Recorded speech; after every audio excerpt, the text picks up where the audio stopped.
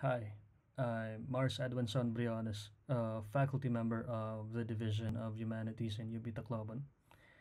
In speaking of motivating and engaging learners, I thought about the role of the course pack and the course site. This is super basic, nothing groundbreaking, and in fact, you might have better ways of going about these things. These are the key ideas I'll be touching on in this short talk. Now, the course pack and course site I think are very fundamental. That's because these are where we establish connection with our students before they could even send us anything or before we could even reach out to them through any other platform. It's really the course pack and the course site which give them a first impression of the course and by extension of us as the writers of the course pack. This is also where we set the tone for how they will communicate with us, and the tone could affect motivation and engagement. Are we writing in a way that's restrained, detached, and potentially off putting? In my case, I tried to be conversational and sort of replicate my tenor in a regular face to face class because I thought that being conversational would help make things more comfortable for them, unlike an academic or detached third person point of view kind of tenor, which, by the way, most of the readings are already doing. Aside from our tone, the completeness and organization of our course packs and course sites also matter. Indeed, how complete and how organized our course packs and course sites are may determine how much our students will later communicate with us. Will there be the need to clarify vague instructions, find missing learning resources, and other problems? Will we have to constantly give clarifications because our course packs lack detail? Although, as many teachers may be experiencing, some students could be nagging us about details that are already in the course pack. But why? Sometimes I'm led to think that it might have been because, layout wise, something was confusing in the study guide.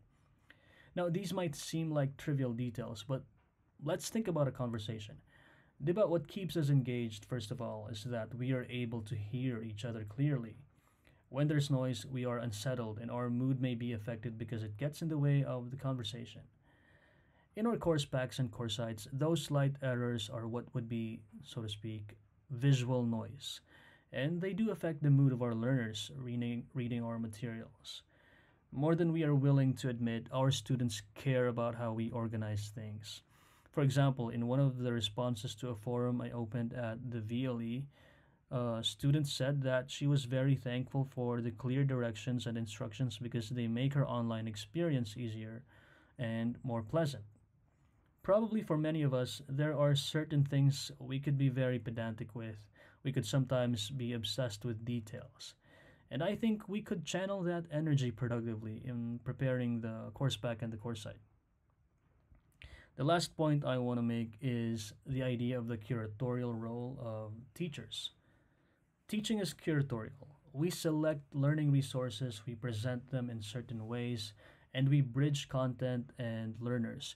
We care about the learning process, much like a curator in a museum cares about, a collection of artifacts or works of art and thinks about how to present them to potential audiences. A curator creates or shapes experiences.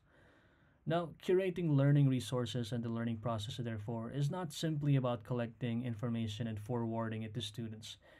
They will not be motivated by the bulk of readings, videos, and other resources, but by knowing specifically how they are supposed to engage with it, what about the resources that they need to gain, and how, and why. Thus, as teachers, we kind of set the learning environment, but that's not to say that we have complete control over the process because it also depends on how the learning environment is maximized by our students and how we enable them to do so. This is how one of my course sites looks. Of course, my teaching career won't end if I don't bother to make my course packs and course sites look this way, but I guess I just really have a thing for visual branding.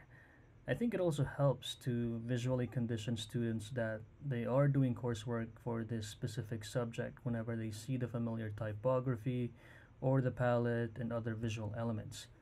I have these branding elements in the printed course pack, our Google Drive, and our Messenger group. The uniformity it creates, to me at least, just adds to that sense of organization and familiarity with the specific subject. And so, to sum up, a well thought out presentation of the course content can transform the learning experience. And this is just one of the ways we can support students in their remote learning journey.